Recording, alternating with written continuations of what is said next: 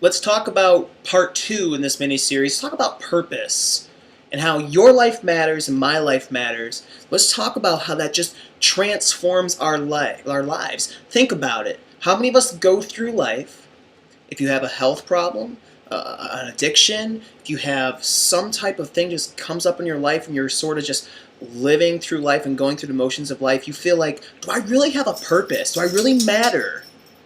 Do I really matter? Is what I'm going through my purpose? Am I supposed to be this, or this? Is this what I'm supposed to be in life? And we ask all these questions, and honestly, when we start chasing our own desires and we start pursuing things that we believe, that we perceive as our purpose in life, we can make a mess.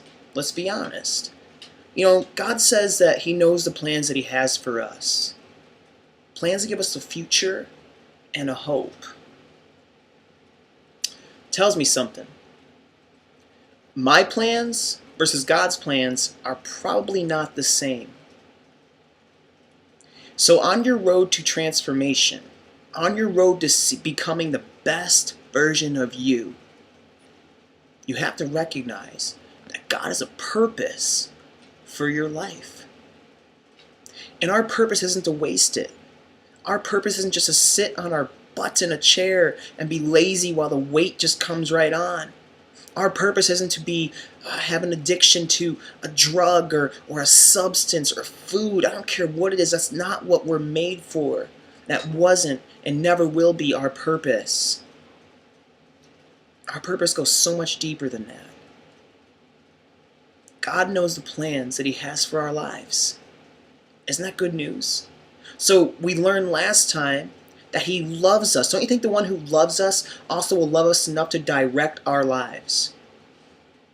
Your next part of transformation is to allow God to transform your life by accepting that love, accepting His way of life, accepting what He says, even the hard things, and allow that to direct your purpose in life. See, when we and that's the next part I want to talk about is surrender, which I'm not going to get into today, but I'm really wanting to because I just want to touch on it.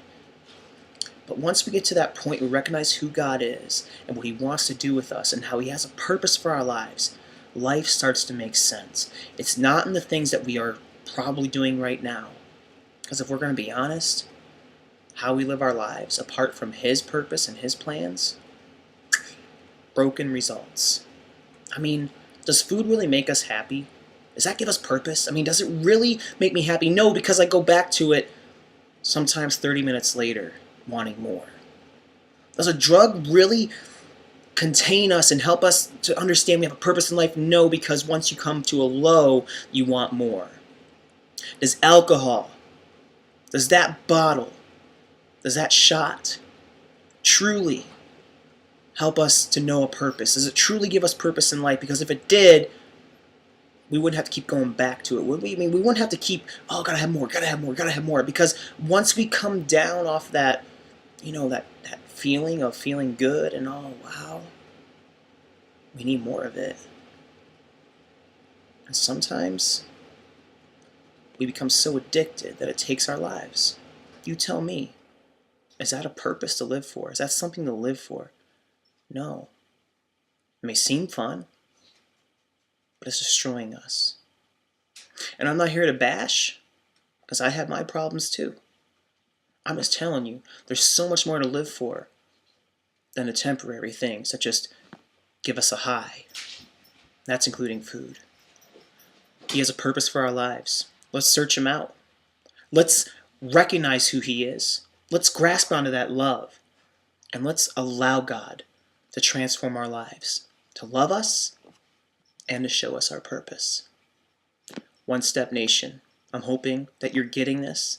I'm hoping that it's touching you, and I'm hoping that it's encouraging you and helping you understand who God is and what He wants to do in your life. One Step Nation, baby, we got this.